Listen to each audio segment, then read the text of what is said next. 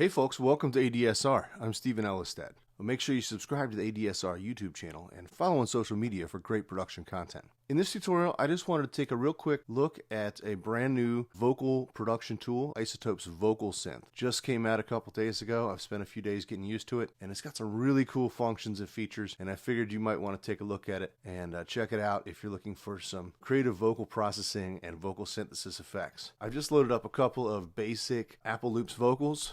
I know you like it. Won't let you down. Na, na, na, na, na, na, na, na.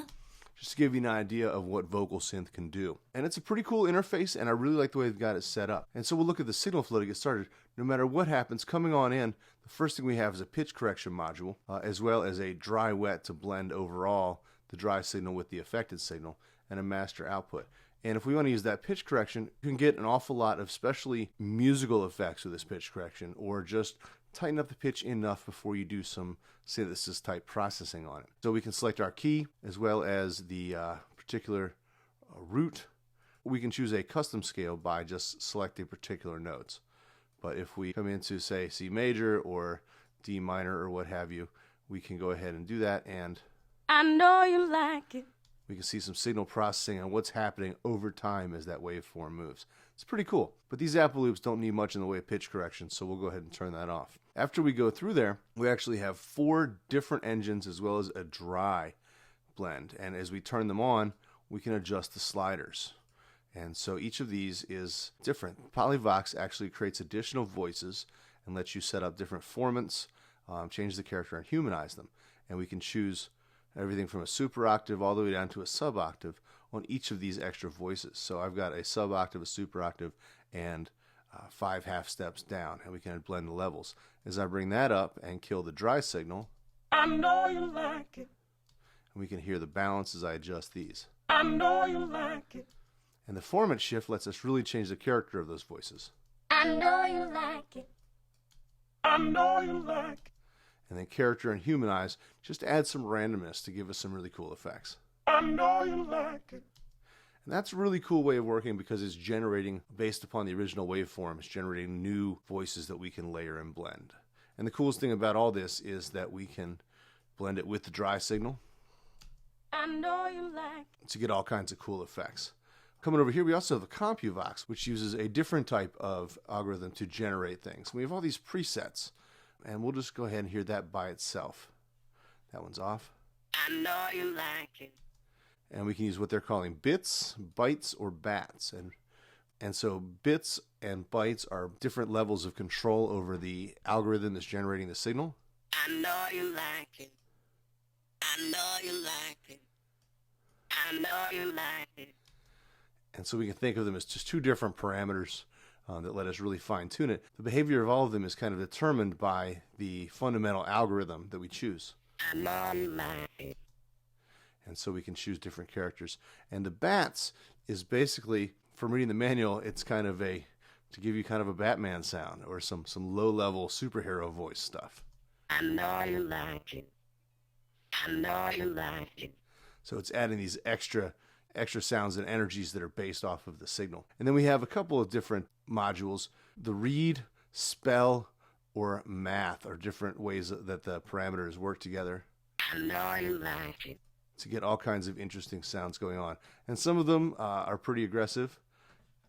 I know you like it. We can hear that transient coming in there and popping. That's something that I might want to put a limiter or something on. I'm doing a little bit of compression coming in first, but nothing fancy. But the Compuvox lets us choose all kinds of different kind of resynthesis algorithms and then tweak them based upon some parameters. I know you like it. Won't let you down. But again, the cool thing is if we turn these on, Won't let you down. we can start blending them, Won't let you down. maybe with that dry signal as well, to get this cool blend. And so those are just generators. They're synthesizing content from your audio signal. But then we have 2 more, the Vocoder or the Talkbox. And the Vocoder and Talkbox both use what's called a carrier wave and a modulator wave. And one of them is affecting the other. One of the easy ways we can do that is with a sidechain, and I'll look at that in a second. But with just the Vocoder here, Won't let you down. we already have 3 different parameters, smooth, Won't let you down. Vintage, Won't let you down. and hard, Won't let you down. which all have a really different characteristic. And here's your formant shifting, and we also have contour and scaling. Won't let you down. Won't let you down. Won't let you down. And again, we have a variety of cool algorithms to mess with. Won't let you down. Won't let you down. Won't let you down. So again, we're adjusting formants here, and this is some type of resonant filter. Won't let you down. Won't let you down. And lots of really neat stuff there. And this one we can sidechain something in, and I'll show that in a minute. We also have our Talkbox, and if you're familiar with, say, Frampton Comes Alive, you've heard the sound of a Talkbox, and that's where we're actually putting, say, a guitar signal or something into it. It can actually synthesize a signal for it, and we can hear some cool basic things. But here we have things like drive controls, and this is a convolution type emulator of a speaker system, as well as adjusting the formants. Won't let you down. Won't let you down. Won't let you down. And again, we have bright, classic, and dark. Won't let you down. And so we're on the grungy funk preset here, but there's all kinds of great ones to mess with. Won't let you down. But both of these, we can also come in on a sidechain. So I've got just a rock organ set up here, and I'm running that output. The organ is actually no output, but I'm sending it out this bus, and the bus is fed into my sidechain here. And this is going to work the same in any DAW, depending on how you handle your audio routing. But now, I just go into sidechain mode, and now when I hit play without that, Won't let you down. Won't let you down. Won't let you down. Won't let you down.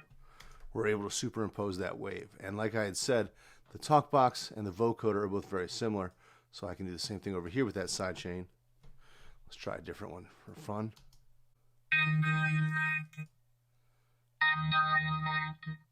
So we got some pretty cool effects, especially when you start turning those on together or blending them up together. I know you like it. It's pretty cool stuff, especially when we start maybe putting some chord changes on it or something. Won't let you down. Won't let you down. Won't let you down. Won't let you down. So some pretty cool things we can work with there. And lastly, we can turn these things on and off. There's also a MIDI mode to actually do controllable stuff from the MIDI. But the coolest thing about this that I've found, in addition to having this waveform display, we also have this XY pad, which lets us choose or define a particular parameter, the gain of a particular plugin, the contour of the vocoder, the Talkbox format, filter resonance, whatever you want. We just turn something, see that filter on. Now we can automate this really simply, and so we can see.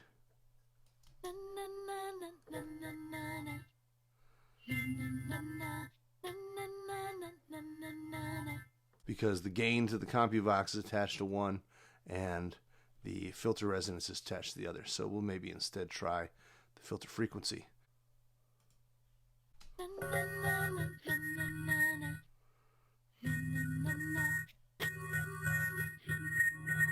So some pretty interesting techniques you can get with there. And that leads us to the whole effects section in general. Let me go ahead and pull most of these down. But even if we don't want to use necessarily a lot of these in synthesis, maybe just a little bit of that Polyvox, for example. Oops, I got to get out of sidechain and MIDI mode there.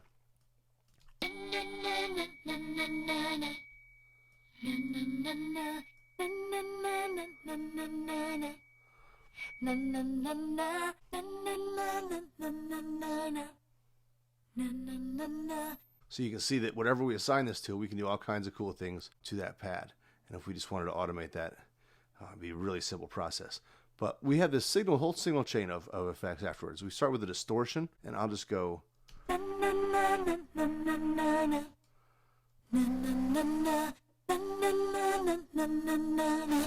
We can go anywhere from fuzz to edgy, analog, or warm. And adjust the drive, the tone, and the dry-wet blend. And with the filter, obviously we're controlling it here, but we can also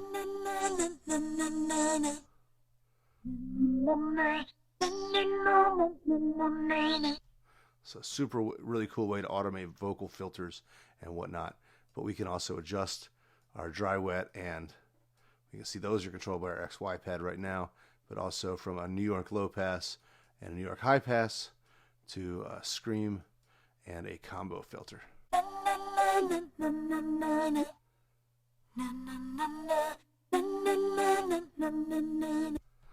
And so lots of really cool things, especially when you start combining them.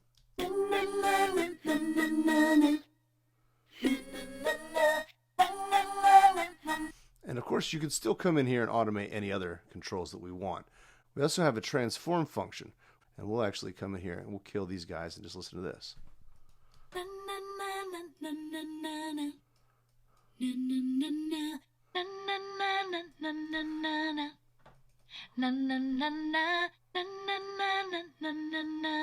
Oops, I just lost my mouse. No worries, we're back. And so with the transform function, we can adjust things like the width, and we have some different convolutions here. The Sterling.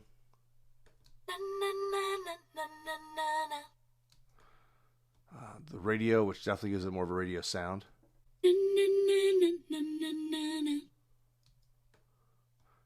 Bass, creep, bright, and hollow. And these are all, if you read the manual, just different convolutions and impulses that they've used. It's basically using very interesting impulses to create these emulations or, say, amp simulators. I remember, for example, that one of them was beating on a hollow briefcase. That was the impulse response from that. Really cool, interesting, creative things we can work with. We also have shred, which, unlike a distortion, is actually going to have a buffer that holds part of the signal in memory. And when we turn this on, we can adjust what is the, in milliseconds, how much of that is being held back and then replayed at a later time. We have an intensity knob.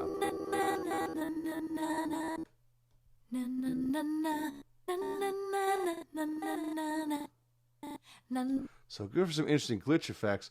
We can also switch it from milliseconds to beat subdivisions really simply.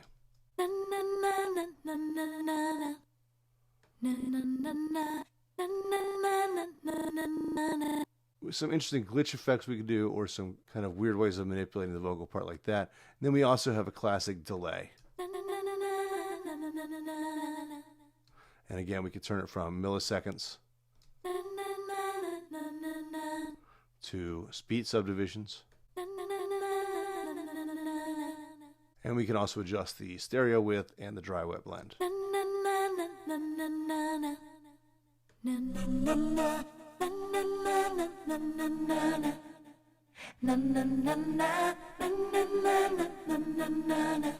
So you can see a lot of really cool things you can do here. And in addition, this also comes with some really cool presets that pop up, both a bunch of nostalgic, classic ones, ranging from early 70s disco to all kinds of more modern production styles. In the contemporary section, we have some avant-garde stuff, and these all sound pretty darn weird.